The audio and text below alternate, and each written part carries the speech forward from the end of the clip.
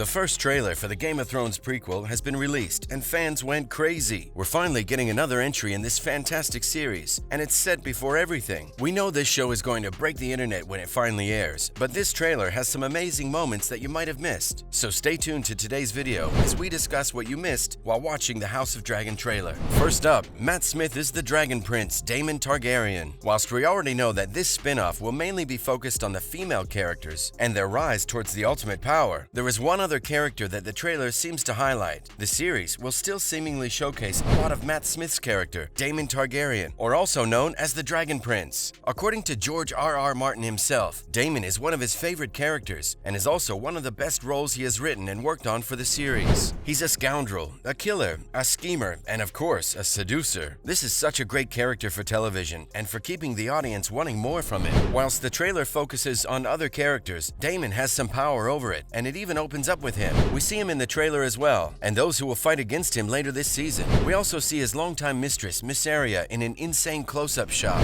Things are going to get spicy this season between these two and some other characters, so keep an eye out for those scenes. What do you think about the Dragon Prince, Daemon Targaryen? Let us know down in the comments section below. And now we have House Velaryon represent. One of the biggest and coolest houses we ever met in the original series of Game of Thrones was, of course, House Velaryon. Just like the Targaryens, the Velaryons fled their homeland before doom set up in Westeros. It looks like House of Dragon will focus on this family, and we'll finally see why they were really cool in the first place. We got a decent amount of them in the trailer, but of course we'll have to wait until the show finally drops to have any context to these scenes. Because of the shot of the Velaryon entering the court puts Laenor in the center, we have to assume that this is leading to the moment when a teenaged Laenor is married to Princess Rhaenyra. Sounds like a good plan, right? Bind the rival claimant's lines to the throne via a marriage. And it would have been a good idea had Laenor not been totally gay. At least, that's what's heavily implied in Fire and Blood. It'll be interesting how House of Dragon deals with that, and why what looks to be an older Laenor is fighting someone in a later tease. Another scene leads into what we're going to talk about next. A certain throne appears in the trailer. Next up is a real Iron Throne. Though Game of Thrones was an incredible series and is a great example of how to do an ongoing TV series in the modern era, it did have some problems. One of the biggest problems was the disappointment of the Iron Throne. In the book, the Iron Throne is this huge set piece, and everyone imagined it to be extravagant. When we finally saw it in the original Game of Thrones series, fans of the books were disappointed, to say the least. Well, the crew really took that to heart, as they have designed an incredible-looking Iron Throne for House of Dragons. From what we know, it was intended to be a hulking monstrosity, full of spiky points that would easily scratch or stab whoever dared claim the throne. Fan art has long depicted it as such, even if the HBO show Game of Thrones didn't. It looks like House of the Dragon is trying to split the difference by showing us the Iron Throne we know, but bigger and better than ever before. While still not perfect, that Iron Throne should be like 30 feet taller. It's a far more acceptable interpretation of Martin's vision in the books. HBO canon can easily attribute the change to one of the many renovations Robert Baratheon made to the throne room, and GRRM diehards can enjoy a much more maniacal Iron Throne. And our final thing you might have missed in the House of the Dragon trailer is timeline fun. Though it was a part of the show, Game of Thrones didn't really mess with different timelines, especially flashbacks. It's one thing that fans wanted more of, but it never really flourished as the show went on. Now that House of Dragon is seemingly doing everything that Game of Thrones didn't, we are finally getting some timeline fun in this new show. The show seems to be bouncing between different parts of a few characters' lives. We see a few of our main characters as youths, and then in adulthood. Clearly, this show knows what it's doing, and it's going to be super fun to see it happen. The House of Dragon trailer wants to show its audience just how complex and ambitious it's going to be, and we're all here for it. Let us know down in the comments below what you thought about this. And now we have some other current television news. And now, Stranger Things Season 4. Is Billy really dead, and is he coming back? One of the biggest things to happen at the end of last season of Stranger Things was the death of Billy during the final battle. He sacrificed himself for Max and the crew, and it left a hole in the characters and fans alike. This season seems to be dealing with the death of Billy, as Max is seen in the trailer mourning over his grave, and she begins to float. She seems to have some connection to the Upside Down this season, and it's going to be cool to find out how and what happens next. In terms of Billy, fans have pointed out something about the new villain of the season. Season 4 is getting a new big bad, and this time it's Vecna. He's named after a final boss in Dungeons & Dragons, and serves as the main bad guy for this new season. He is surprisingly humanoid in appearance, which is something new for the Upside Down and its creatures. Even though the Demogorgons were less alien-like than the other monsters from Stranger Things, they weren't as humanoid as Vecna. Many are now believing that Billy was turned into Vecna and serves as his body, so he can manifest himself to the crew crew this season. This would explain the connection with Max and his human appearance. This could also mean that Billy isn't entirely dead and could come back during this season. We'll have to wait and find out, of course, but it's looking like a really cool season is happening. Let us know down in the comments below what you think of this theory and how you feel about Billy coming back.